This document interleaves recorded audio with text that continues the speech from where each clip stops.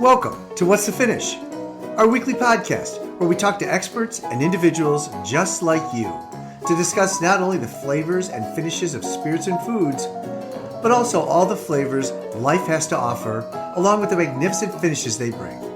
So join our host, David Afariat, as he asks the question, what's the finish? David Afariat and Jeff Sessall, and we're here for What's the Finish, our regular podcast about the wine, lifestyle, enjoyment around wine, and how it makes our lives better. So welcome to What's the Finish. Hi, Jeff. How you doing? I am doing great, David. It's starting to be fall in the region here a little bit, so I'm excited about that. A little cooler weather. And cooler weather is always good for the grapes, right? That's right. And I'd be remiss if I didn't mention that we are around September here, the beginning of September, and we are several days into harvest in Champagne. So the grapes are being picked. This is the time to be doing so. I like this because it's not as early as it has been in previous years, where August sometimes was the time where the Champagne region says, we're going to harvest, so we got to do it now. It's been September. It's been into September, and I think they're in their last day or so today of harvest, which is a good sign. And it says that the grapes. Why is it a good sign? It's because the grapes have spent the time on the vines, and they have had the requisite amount of sun and water. That's about all I think we have out of the reporting that's going on for the harvest, but there certainly will be more. In the days. Does that mean the grapes are a little more developed? I think is the word I'm looking for, right? So they've gotten themselves to the best flavor they could get if the longer they hang onto the vines. It's a trigger point. The answer is yes. They get to a point of ripeness where it's just ripe enough to harvest, and then the sugar content that turns into alcohol from the yeast is manageable. Cool. Meaning, if they are overripe, then the yeast can't consume all of the sugar, and the result is more of a sweeter, a sweeter wine. Or if you stop the process, or if you wait for the yeast for the sugar to be converted, then you have a very high alcohol level. All right. And that can be, not great. Right. So it's a balance. So if the grapes are ripe enough so that they just have just the right amount of sugar, but not too much, and there's a nice balance of what the yeast can do in converting it to alcohol that's not too high. And again, Champagne as a rule, as a region, tries to keep the alcohol no more than 13, between 11 and 13 or so. So that's kind of like the sweet spot that drives the decision. So how much sun, how much rain, what were the conditions that produced a vibrant, healthy vine that got the grapes to ripeness over the growing period. That's great. It kind of ties right in, David, to one of the things that I would love to learn more about, and that has to do with this wine wheel that you've talked to me about several times, and all the biological pieces that go into the herbs, the spices, the earthiness of things, and the fruitiness of things. So do me a favor, talk to me about how this wine wheel, what this is and how it all works, and how it can help me or our listeners understand all the different wines and champagnes and everything that we're tasting. Yeah, you bet. This is the real meat of our podcast today. It's the wine wheel, and there are numerous variations. I think the original one was created by at the University of California, Davis, from a graduate student that wanted to be able to more aptly describe what are the sensations, both in aromas and taste, that can be perceived.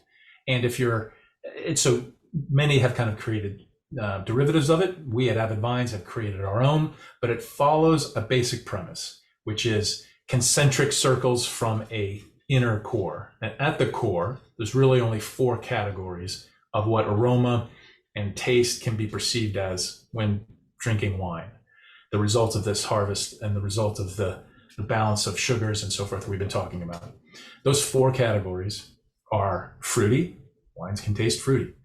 Wines can taste herbal or vegetable or have some kind of spice element to them. The third is woody, earthy. And the fourth is a chemical, biological, and chemical. So starting with that core, you've got fruit, herbs, vegetables, wood notes, and chemical. Talk to me about the chemical. What does that mean? Right. So the wine wheel starts with those four categories in the center, and then the next ring around it gets into more specifics within each of those categories. And then there's a third ring that really dials that in. So if you start off in chemical, you can't really get your way out, and you just know that you're in a bad wine. You're in a place where something went wrong with the process. Okay, that's what I was wondering. It's not one to suddenly stop. Like at the first whiff, this is a great point, probably the most key in our conversation today. When you smell a bad cork, or even if you're being served at a restaurant, or if it's at your home and you get the first whiff of it and you say, "Ooh, that's bad," you don't want to stop there, because the wine wheel is meant to stop using the word bad or good. It is meant to start from that word and go further. Like you can do better than saying, "Oh, this wine is good," or "This wine is bad." Well, when you have something that's bad, this is going to sound crazy, but I encourage you to taste it again. And the reason why you want to taste it again is because you can train your palate on what is not good to appreciate what is good. And so in our wine wheel, from this example of a bad wine, you start off like, "Ooh, that's chemical." Try to figure out, well, what is chemical about what is bad in a chemical way about. You've gone already better. You said from bad, there's something chemically wrong here. Well, in the category, as you go to the next ring, you can get to things like yeasty or pungent or sulfur or petrol.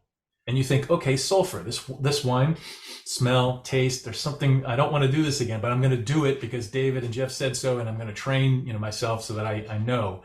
And sulfur can go into stuff like burnt match, sulfur dioxide, wet wool, even a wet dog. Oh, wow. Pungent could be garlic, could be medicinal, could be menthol. That's, petroleum can go into like a kerosene or a plastic. So you just want to add words like ornaments to this tree that you're decorating. And it all starts with that one of those four that are in the center. Got it. And all of that is meant to say, when someone asks you, "Ooh, the wine is what?" Yes, it's bad, but go further. Well, it's bad because it's chemical, and it's bad because I'm getting this burnt match, sensation when I drink this. And now that I've gone that far, I'm going to put it down. I'm going to go on to the next bottle because this one is corked, or this one is just. But cork means what? Try to go where you think cork means. Now that we get that out of the way, let's go to some happier places. Yeah, right. Well, that's why I figured we take care of that one first. Exactly. Yes. So let's just go right to fruity, right? So wines, and this is what makes the most sense when I describe this. In the center, if we start out in fruity, great. You've got the makings of a good wine here. So we've gone beyond good. Now you've closed your eyes with the smell, and with the first sip or so, you said, yes, this is fruity. But now cleave that. You can make an instant decision to say, or instant decision on your perception about fruity in saying, is this citrus or is this berry? Well, okay, we haven't even described if it's red or white or not, but we can go, well, this one tastes berry. Fantastic. All right. So within berry, what do you perceive? Now you're in that third ring, right? So you can be saying, well, this tastes like strawberry, or this tastes like raspberry or blackberry. This tastes like currants, like cassis. Okay.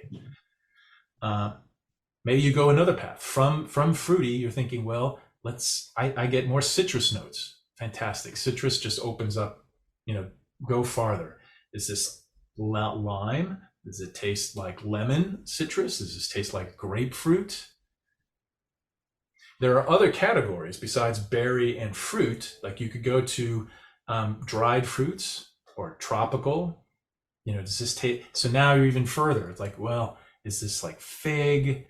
And just because you're in one category doesn't mean you're stuck there. You can go berry, and then the wine itself may express itself at different points. The attack, the mid palate, or the finish could bring out different elements where, boy, this started off with blackberry, but then in the middle, I get this kind of like prune or fig note to it, maybe even a little raisin there. And that's that, maybe the fruits were a little bit overripe, but they stopped the fermentation process to hold back on the alcohol, and they're left with this residual sugar. I'm tasting that. I'm like, oh, good. Ooh. So, I get a little banana, from this Sauvignon Blanc, or I get a little pineapple. There's something here that's tropical, that they've, that's part of this process. So the fruit part really breaks down very easily, so that you're not that person stuck with the word, hey, what do you think about the wine? Oh, it's good. Yeah. Go. This whole podcast and the whole wine wheel's purpose is to say, go farther, go farther. Well, here's the question I have quick, before we move on to the next one. So does fruity always mean sweeter when people are tasting wines for the most part? Great question. So, sweet, I almost discount the word. Wines can be fruity without being sweet. Okay. And that's what you should be tasting. Okay, cool. I was curious. Yeah, for sure. Sweet wines sweet wines can be sweet without any fruit to them. They can have that very kind of like, cola, or very kind of sugary, it's tons of sugar. Mm-hmm. And you just wonder, like, where's the real fruit in this? So rounding out the rest of our conversation from the center and the core, we've done chemical, we've done fruity, and now, you could add wood, right? So wood and earth. Wood and earth can branch out into two immediate categories. So are we talking about are we talking about woods like trees, or are we talking about earth and like and nuts? Nuts come from trees, so you could go there as well. But it's like trees and earth. Earth could be like, does this taste like is there mushrooms? Is there dirt? Is there a bit of leather? In this wine. And trees obviously can go, is this pine, or is this cedar, or is this walnut? Is this even, earthy can be as well, like kind of coffee is come from the ground. Does it have sort of smokiness to it? There's more though. You could go, in our wine wheel from wood, we also get to like caramel notes. Okay. Just like chocolate or molasses or honey or butterscotch. And wood can go right into, from a white wine as easily into a red here. Okay. With those caramel and butterscotch notes and even almond notes. Clearly what happens often is that these wines are often, for some are aged in the steel tanks, others are finished off and aged in wood barrels. And it's the wood that imparts its kind of note to the wine, to often either relax tannins or mitigate some of what the astringency that wines can have. Depends on what the winemaker's trying to do and the region that it comes from and the traditions therein. But the vanilla notes and coffee or sometimes smokiness can come from that wood. Time spent aging in wood, in barrel. And that's really, and so that depends on what region the wood comes from as well, then, right? So that'll change the taste. Sure. There's American oak. There's French oak, for sure. There's a wine out there that's called Cooper's. It's a Merlot. It's made in California, and this thing is like put into the freshest of wood, and it's meant to like smack you in the face. Oh, really? And I think it's called Cooper's Legacy. It's a California wine. I had it once, but it was like the penultimate example of when a winemaker wants to slap you in the face with a piece of wood. I find no redeeming value in it other than to actually taste it for the example of, there's still like resin and sap inside the barrel. They haven't even, of course they've treated the barrels, but it's just like full on, whoa, you could get a splinter drinking this. It's that crazy. And then our last category to kind of round this out in the wine wheel is, the herbs and vegetables and even some spices. So this is where you can go into your floral notes, herbs and floral. You could go to, mint, eucalyptus. You could go floral into like, this is where I smell lavender and orange blossom or rose. There's even dried herbs. So this is where you get a little bit of like the tea and a bit more of tobacco, and you can get some hay and straw, like, barn, kind of, Really? that can be very pleasant. Very. sometimes you get closer to the chemical part within this, and you can get to like this green olive bell pepper, kind of like, okay, Yeah. really, really, kind of overly fresh cut grass. But cut grass is great too. It's a fresh herb, and that's where those notes can come in, and where you can categorize them. Obviously, spices, you have like black pepper, you can have clove, you can have, sometimes even cumin kind of note to some of these wines.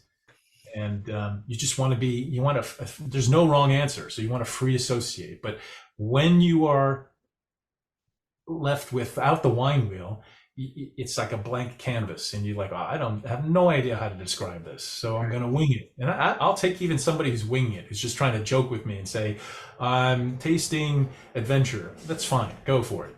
But because at least you're trying, right? You're not filling the void with a conversation ending word that says, oh, it's good. Okay, great. What else are we going to talk about now?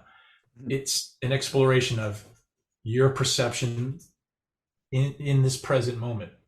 It's like, what's flowing through you?